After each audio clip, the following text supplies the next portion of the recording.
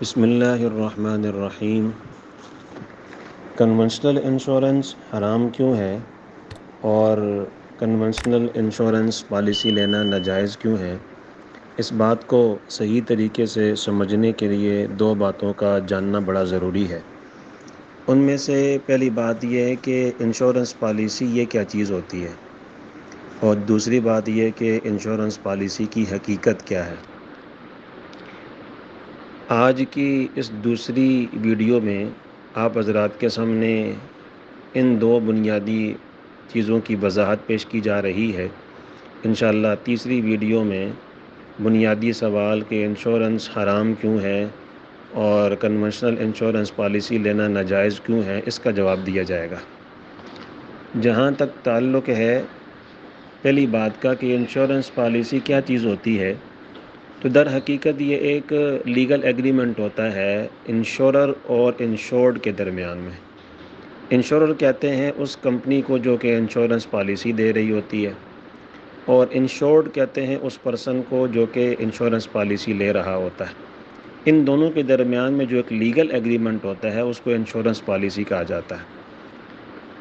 اب جس پرسن نے انشورنس پالیسی لی ہوتی ہے تو وہ منتھلی بیسس پہ، کوارٹرلی بیسس پہ یا ایئرلی بیسس پہ ایک لم سم اماؤنٹ انشورنس کمپنی کو دے رہا ہوتا ہے، اس کو پریمیم کہا جاتا ہے۔ اور اس کے بدلے میں انشورنس جو کمپنی ہوتی ہے وہ یہ کرتی ہے کہ جب اس پرسن کو جس نے انشورنس پالیسی لی ہوئی ہوتی ہے اس کو کوئی لاس ہو جاتا ہے، کوئی نقصان ہو جاتا ہے، اور ایسا نقصان جو کہ انشورنس پالیسی کے اندر کور ہوتا ہے، تو اس نقصان کی بھرپائی، اس نقصان کو پورا کرنا یہ انشورنس پالیسی کی طرف سے ہوتا ہے۔ تو یہ ہے مختصر سی وضاحت کہ انشورنس پالیسی کیا ہوتی ہے۔ جہاں تک دوسری بات ہے کہ انشورنس پالیسی کی حقیقت کیا ہے، تو اس کے بارے میں مختصر سی وضاحت یہ ہے کہ یہ ایک در حقیقت ایک خرید و فروخت کا معاملہ ہے، جس کو ہم یوں بھی کہہ سکتے ہیں کہ یہ ایک بائی لیٹرل کانٹریکٹ ہے، عقد معاوضہ ہے، جس میں دونوں فریقین ایک چیز دے رہے ہوتے ہیں، دوسرا فریق ایک چیز لے رہا ہوتا ہے، تو لین دین کا معاملہ ہے یہ۔ اب یہ خرید و فروخت کا معاملہ کیسے ہے، اس کی وضاحت میں آپ حضرات کے سامنے ایک مختصر سی مثال سے کروں گا۔ مثال کے طور پر ایک پرسن ہے جس نے اپنی گاڑی کی انشورنس لینی ہے، اور اس کی گاڑی کی قیمت فار ایگزامپل وہ جو ہے وہ 30 لاکھ روپیہ ہے۔ انشورنس کمپنی اس کو یہ کہتی ہے کہ آپ اس کا 2% مجھے پریمیم دو گے۔ تو جب یہ پرسن اپنی گاڑی کی انشورنس لینے کے لیے جاتا ہے تو وہ اس کا 2% سالانہ پریمیم پے کرتا ہے، جو کہ 60,000 روپے تقریباً بنتا ہے۔